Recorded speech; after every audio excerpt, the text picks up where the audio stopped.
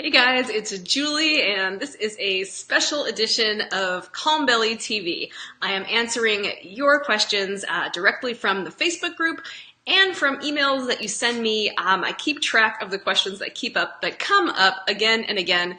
And for Calm Belly TV, I'm always here to answer your questions anytime if you want to join me live or if you want to put them in the Facebook group when I set out reminders about Calm Belly TV. So I'm going to get right into it, okay? I am going to pull up your questions. And by the way, if you're new around here, I'm Julie O'Hara, and I'm a health coach who helps women manage IBS with delicious food, not deprivation.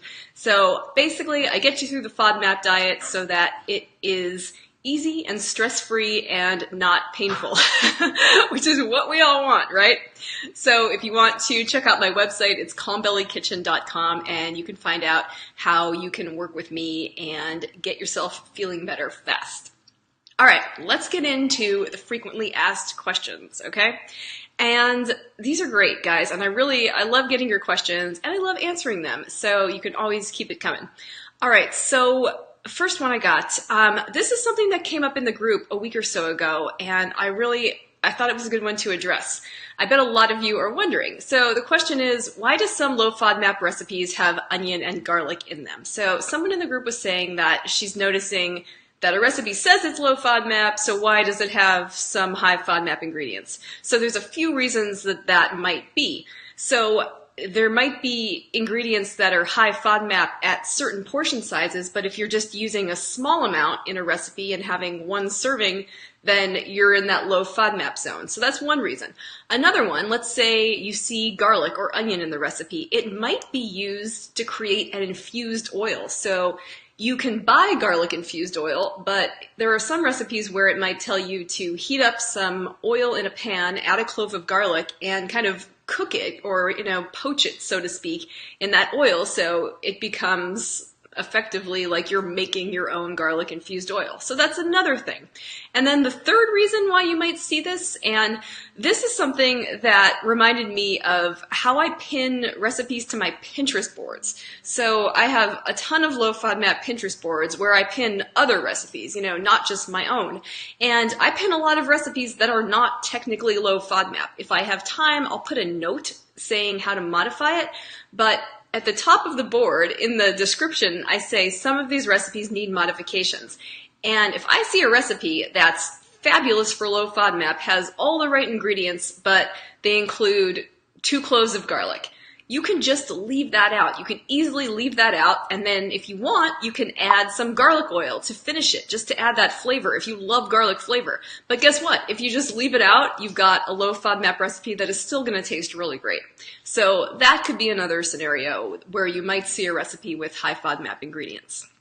All right, next question. So Tosh asked kind of a specific one about dealing with symptom flare-ups. So she said she's had a flare-up and is eating toast, cream of rice, toasted bagels, plain chicken, peppermint tea, water. So you're eating all these really comforting foods that are easy to digest, and that's perfect, but now you're dealing with constipation. So what foods can help you start going again?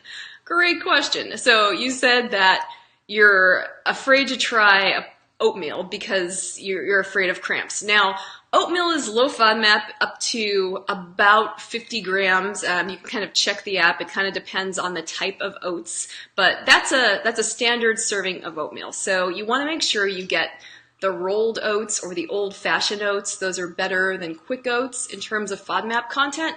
But unless you have had issues in the past with oats, then there's no reason to think that they're going to give you symptoms. So I would say try the oats unless you've had a bad experience with those. Other foods that can really help, chia seeds. Those can be they can work too well sometimes. They work really well. They're full of fiber.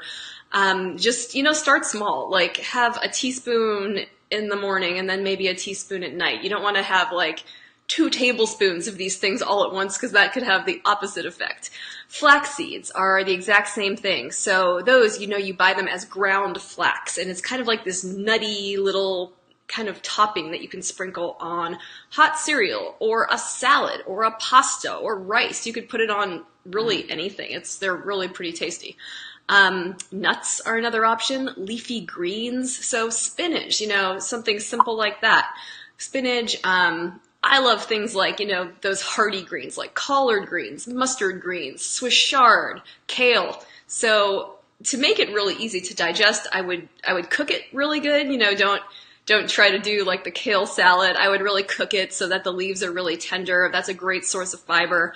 And then other veggies like carrots or red bell peppers, those are low FODMAP, pretty easy to eat, depending on you, but those are my suggestions for getting more fiber. And if you stay at, the right portion sizes, you shouldn't be risking any symptoms. And then as long as your body's feeling okay, it should be fine to bring back, the normal foods that you would eat and, bring back some more fiber. All right. So I'm actually looking at my notes now. I want to get back and look at the screen. Tosh, hi! I'm glad you're here. What about spinach? Yeah, okay, I probably answered that after you asked it because I'm reading the notes. But yeah, spinach is a great one. It's full of fiber and all sorts of great nutrients. And that's one of the easiest things, to just cook up a big handful of that. So go with that. All right, next question. So what was it? So Jane asked, I love this question. This is an interesting topic to me. So Jane asked, what do you think of the new low FODMAP branded products such as FODMAP, etc.? Do you think there's a place for them, or are they too commercialized for a medical-based diet? Oh, I love this question. Okay, so the answer is that it depends. There's nothing wrong with these foods inherently, in my opinion. They're mostly, especially if you're buying something like tomato sauce or salsa, these brands sell things like that. Or even, a protein bar. Like the one FODMAP product that I buy are Happy Bars. I really like those. They have a lot of protein and they're good. I really only eat them for travel, not even in my daily life, but it's sometimes really convenient to have a product like that. However, I think those foods, those FODMAP specific foods, the drawbacks are they're very expensive. They're extremely expensive, especially because you have to order them and often pay for shipping. It's a specialty product. They cost a lot to manufacture, so the cost is an issue. And I think they're valuable for people who just need that convenience. If having that convenience is worth the cost and, worth a little bit of extra hassle, if that's going to get you eating the right foods and feeling more comfortable and feeling like making the FODMAP diet easier, then do it. Then order the foods. I think it's worth it. But I don't want anyone to think that you need to do that. You can make a tomato sauce really, really simply yourself. You can make a salsa. I have a salsa recipe that so many people have told me that they love. Not trying to brag, but it's a good salsa recipe and it's low FODMAP. It's so easy to make. So you can do something like that. You can even make your own ketchup, like these brands will sell barbecue sauce, ketchup. And there's nothing wrong with those foods. You're probably you would buy barbecue sauce anyway. And no, it's not the world's healthiest food. And if you love it, and if it's going to get you through the FODMAP diet, that's okay.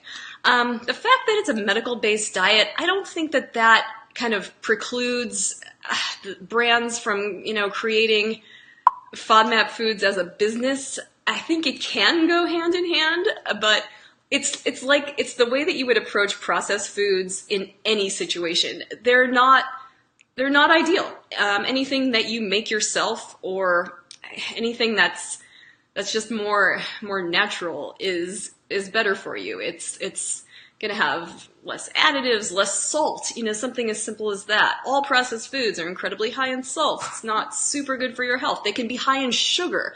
So all those things, it's kind of the same as any processed foods. I think there's definitely a place for them if it's going to get you through, if that convenience makes a big difference. It's absolutely fine, but you don't need them. You don't absolutely need them. I guess that's where I'll leave it. That's such a good question, Jane. All right. Next question. Let's see. I'm going to get back to the comments. Kelsey, hi. Oh, I love it. Thanks so much for saying that. Kelsey said your salsa recipe is the best. That's the only sauce I make. And you make it in the food processor, guys, right? It's so cool, and it's really good. And serve it to anyone; they will love it. It just tastes like good salsa. Thank you, Kelsey. You are very sweet to me. Okay, next question. All right.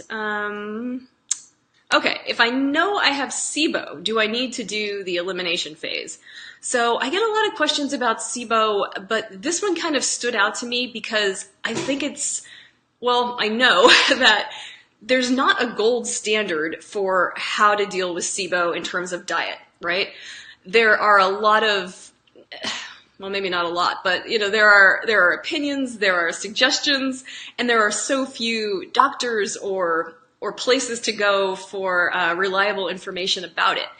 And like I said, there's not sort of an established standard. Like the FODMAP diet is more established, it's more clear. So with SIBO, it's very different. So you need to treat it with some form of, usually traditionally, antibiotics. There are such things as herbal antibiotics.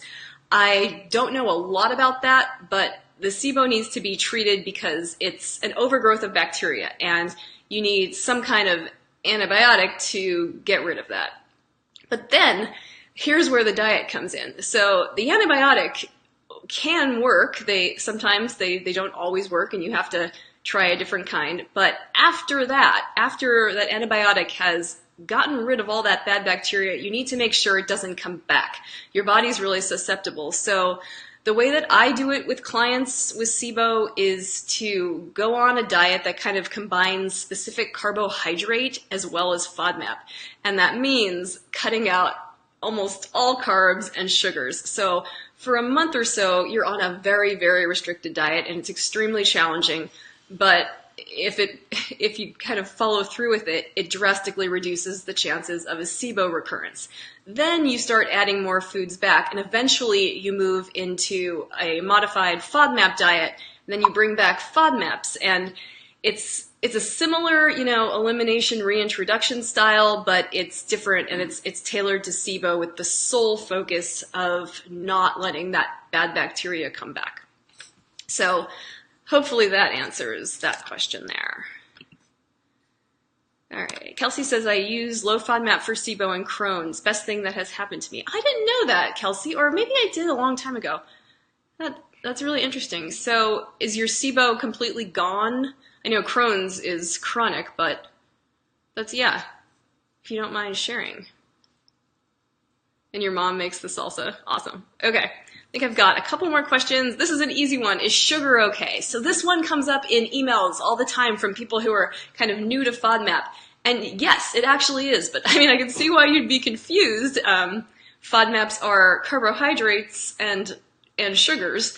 But sugar in general, so white sugar, the stuff that you would use to bake a cake, is low FODMAP. It's fine. I mean, I don't want to get into the politics of sugar. It's not. We all know it's not a health food. It's not necessarily good for you, but it's not something that you need to worry about in terms of IBS symptoms, unless perhaps you are just eating massive amounts of candy. That's not going to do anyone's stomach any favors, but regular old sugar is low FODMAP. You have to watch out for things like agave syrup, high fructose corn syrup, high amounts of dark brown sugar, possibly because it includes molasses, which is likely to be high FODMAP. So those are the things to sort of make sure you're avoiding. And honey, of course. But regular old sugar isn't a FODMAP IBS issue, really, unless you're so sensitive to it or you're just eating a ton of it, But that would probably kind of mess with anyone's body. Okay, and where are we with questions? Oh, okay, Debbie had a question. So it seems many of us have found low FODMAP on our own and not through doctors' recommendations. Do you think we need to work with a dietitian, or do you think getting support through groups like this and doing our own research is good enough? All right, great question. So I think the thing to really point out here is that why are you doing the FODMAP diet? If you're not sure that you have IBS or you're not sure what could be wrong, and I mean, maybe you might be doing it because of SIBO or Crohn's, something else, but it's likely that that was recommended to you. I don't know. But if you're not sure why you're doing it, or if you're not sure what the problem is, then you might put all this effort into the FODMAP diet and you might be disappointed. You might be confused. It might not work, or the results that you see from it aren't going to be clear and you don't know if it's helping. So it is important to know that you have a condition that leads to the FODMAP diet, so IBS, right? So that's why it's good to understand what you're dealing with. And it's true, a lot of people self-diagnose IBS. It's actually a pretty easy thing to figure out. Once you start reading all those articles, what are the signs of IBS? I mean, really, I knew I had it. I went to a doctor to look into it. This is 12 years ago, but I knew I had IBS. Just by reading about it. And I think a lot of us kind of go through that. But if you're not sure, jumping into the FODMAP diet might not really get you very far. Okay, do you need to work with a dietitian or can you do it on your own? That completely depends. I think some people, you can do it on your own. It's just something that's, changing your diet, dealing with food, dealing with nutrition, that might be easy for you. You might even enjoy that. So you can do it on your own. It's going to be faster and easier if you get expert help. Now, just any help, if you go to a dietitian and you ask for help with FODMAP and they have to Google it, which is a true story that someone recently told me, then that's not going to be helpful. You're kind of wasting your time and money. I'm a health coach. I am not a registered dietitian, but as a coach, my role is to guide you through this process to reach your goal. I can't diagnose you, but if you come to me with the goal of doing the FODMAP diet, that's where I get you through it, I guide you through it, I give you resources. So that can be extremely helpful just to save you time and to save you all those hours of Google searches.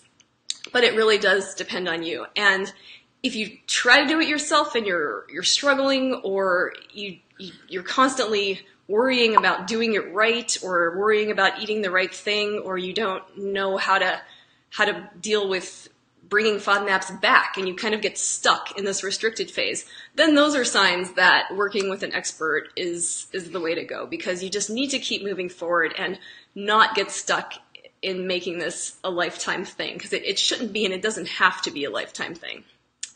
All right, guys, those are my questions. Let me see your comments here. Hi, Jenny. Thanks for the thumbs up. Okay, Kelsey, you said, I haven't been retested for SIBO, but it's under control. Okay, good. That's great. That's really great.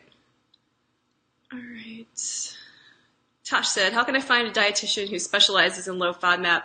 My dietitian is not up to date. So, Tosh, what country are you in? You're not in the U.S., right? Tell me where you are. I'm going to see if I missed any other questions. No. Yeah, it's hard. And if anyone's wondering that question, I mean, I work with people all over the world, but you can see my services on my website. I actually just updated them all, so their packages are smaller and more manageable, so you can work with me at whatever stage you're at. But if you want to see a dietitian, or if that's something that your health plan covers, then it's not easy. I mean, ask for recommendations from doctors. If you have a doctor who understands FODMAP and IBS, maybe they know someone. What else? You could even, in the Facebook group, ask people from your country. Oh, you're in New York. Okay. So in the U.S., how would you find out in the U.S.? I would ask your doctor. But yeah. Otherwise, it's kind of like checking locally, go to their websites, see if they have a specialty, call and ask questions, and they might just say, oh yeah, of course. And, hopefully they're going to honestly tell you if that's a specialty of theirs. If it is, it should be on their website, and that's what you'd really want to look for. Yeah, the doctor's recommendation was not good. Yeah, it might take some research, I would say. It might take some research. But is there an organization? No! And if there is, then it's new and I don't know of it. I don't think there is. I'm just trying to think for a second. Darn it, what was it? I don't know. I mean, I think, have you looked at Kate Scarlatta's website? She might have a list of resources. I know she's based in Massachusetts, but you might check there. And, she's kind of like the leading American expert. But otherwise, that is all I know. Have you tried just the American Dietetic Association, the ADA? That is the Association for Dietitians, but I don't know what kind of listings that they have. Hi, Veronica. I've been diagnosed with IBS, and I had a scope done and had stomach pains. Seemed to calm down with occasional flare-ups. I would do a bland diet and it would calm and I'd just gradually go back to eating. I'd finally had enough, so I'm trying FODMAP, headed into the 3rd week, and my pain is gone. Now I have diarrhea, never had it before. Any thoughts? Okay, your pain is gone. That's good. Let me just kind of read through this real quick again. Had some pain, seemed to calm down, bland diet, finally had enough. Okay, so FODMAP is helping. Okay, I would just kind of tweak what you're eating. So you're on the right track. I mean, if you're not having pain, but maybe you're getting too much fiber. That could be it. Although it's usually the other way around, that you're not getting enough fiber. I'm wondering. I would look at that. Look at if you're getting a ton of fiber. Are you eating a ton of veggies? Are you eating? I mean, if you're eating like quinoa for every meal, that would add up to a lot of fiber, but I wouldn't be able to tell without, looking at a food journal. And that's another reason why, working with a knowledgeable expert can help, because they can look at what you're eating and really give you guidelines to go by. But look at that first. What else could be causing it? The pain is gone. Yeah, look at your medications. Make sure that any supplements, vitamins, any medications you're taking, check for high FODMAP ingredients. You get mannitol and sorbitol in a lot of things. I had a probiotic that my doctor gave me that had oligogalactans as one of the ingredients. That's a type of FODMAP. So check all that stuff. And just kind of try to change. And if none of that's, ringing a bell, try to change things slowly. Change like one thing at a time, and until something starts to help, but it's hard for me to kind of just guess what it might be. But I hope that gives you something to start with. All right, any more questions I can answer, guys? Thank you for everyone who sent me questions in the Facebook group. And when you email me with your questions, sometimes I just want to answer them so everyone can hear the answer. So hopefully this was helpful. All right, guys, I will see you. Actually, I won't be here next week because I am on vacation, but then we will pick up again later. Oh, hi, Nicole. All right, in a previous Facebook Live, you mentioned an app for tracking food and symptoms. Yes, okay, can I remind you, seeing your doctor on Friday, and certain she will confirm IBSD, so I'm preparing to start the elimination phase. Yeah, the My Symptoms app. So it's called, I'll put a link, as soon as I go off, I'll put a link right here under this video for you, but it's called My Symptoms, one word. It's like $6 or $7, but it's great. It lets you track everything, which can be super helpful because you start to learn how all these other factors can affect your digestion too, and you really can learn a lot that way. But yeah, that's what I'd recommend. All right, so I'm going to find that link for you, Nicole. You're welcome. All right, thanks guys for joining me live. I love it. I love the chatting. All right, talk to you next week. Bye.